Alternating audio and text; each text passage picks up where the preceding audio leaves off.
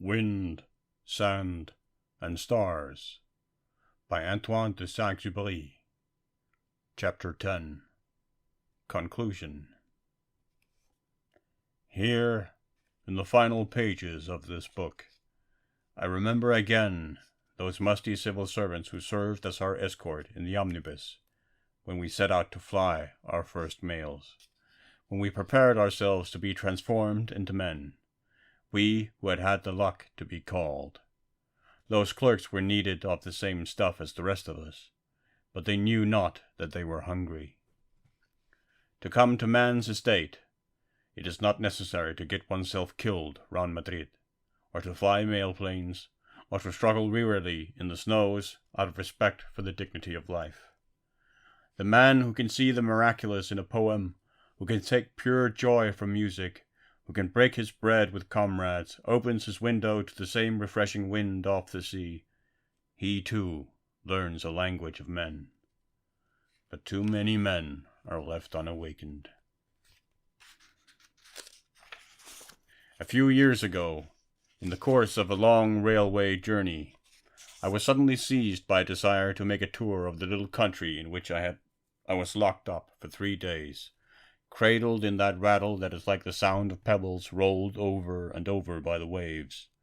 And I got up out of my berth. At 1 a.m. I went through the train in all its length. The sleeping cars were empty. The first-class carriages were empty. They put me in mind of the luxurious hotels on the Riviera that open in winter for a single guest, the last representative of an extinct fauna, a sign of bitter times. But the third-class carriages were crowded with hundreds of Polish workmen sent home from France. I made my way along those passages, stepping over sprawling bodies, and peering into the carriages. In the dim glow cast by the night lamps into these barren and comfortless compartments, I saw a confused mass of people churned about by the swaying of the train, the whole thing looking and smelling like a barrack room. A whole nation returning to its native property seemed to sprawl there in a sea of bad dreams. Great shaven heads rolled on the cushionless benches. Men, women, and children were stirring in their sleep, tossing from left to right and back again as if attacked by all the noises and jerkings that threatened them in their oblivion. They had not found the hospitality of a sweet slumber. Looking at them, I said to myself that they had lost half their human quality. These people had been knocked about from one end of Europe to the other by the economic currents.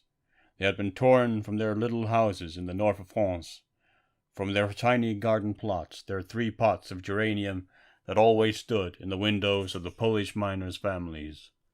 I saw lying beside them pots and pans, blankets, curtains, bound into bundles, badly tied and swollen with hernias.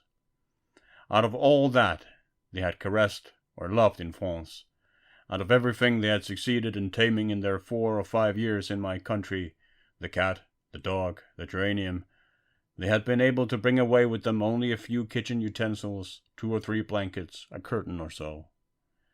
A baby lay at the breast of a mother, so weary that she seemed to sleep. Life was being transmitted in the shabbiness and the disorder of this journey. I looked at the father, a powerful skull as naked as a stone, a body hunched over in uncomfortable sleep, imprisoned in working clothes, all humps and hollows. The man looked like a lump of clay, like one of those sluggish and shapeless derelicts that crumble into sleep in our public markets. And I thought, the problem does not reside in this poverty, in this filth, in this ugliness, but this same man and this same woman met one day. This man must have smiled at this woman. He may, after his work was done, have brought her flowers. Timid and awkward, perhaps, he trembled lest she disdain him. And this woman, out of natural coquetry, this woman, sure of her charms, perhaps, took pleasure in teasing him. And this man who is now no more than a machine for swinging a pick or a sledgehammer, must have felt in his heart a delicious anguish. The mystery is that they should have become these lumps of clay. Into what terrible mold were they forced? What was it that marked them like this, as if they had been put through a monstrous stamping machine? A deer, a gazelle, any animal grown old, preserves its grace. What is it that corrupts this wonderful clay of which man is kneaded? I went on through these people whose slumber was as sinister as a den of evil. A vague noise floated in the air, made up of raucous snores, obscure moanings, and the scrapings of clogs as their wearers broken on one side sought comfort on the other, and always the muted accompaniment of those pebbles rolled over and over by the waves. I sat down face to face with one couple. Between the man and the woman a child had hollowed himself out of place and fallen asleep. He turned in his slumber, and in the dim lamplight I saw his face. What an adorable face! A golden fruit had been born of these two peasants, for from this sluggish scum had sprung this miracle of delight and grace. I bent over the smooth brow, over those mildly pouting lips, and I said to myself, "This is a musician's face. This is the child Mozart. This is a life full of beautiful promise. Little princesses in legends are not different from this. Protected, sheltered, cultivated, what could not this child become? When by mutation a new rose is born in a garden, all the gardeners rejoice. They isolate the rose, tend it, foster it, but there is no gardener for men. This little Mozart will be shaped like the rest, by the common stamping machine. This little Mozart will love shoddy music in the stench of night dives. This little Mozart is condemned." I went back to my sleeping car. I said to myself, their fate causes these people no suffering. It is not an impulse to charity that has upset me like this. I am not weeping over an eternally open wound. Those who carry the wound do not feel it. It is the human race and not the individual that is wounded here. It is outraged here.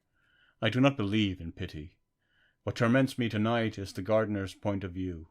What torments me is not this poverty to which, after all, a man can accustom himself as easily as to sloth. Generations of Orientals live in filth and love it. What torments me is not the humps, nor the hollows, nor the ugliness. It is the sight, a little bit in all these men, of Mozart murdered. Only the spirit, if it breathe upon the clay, can create man.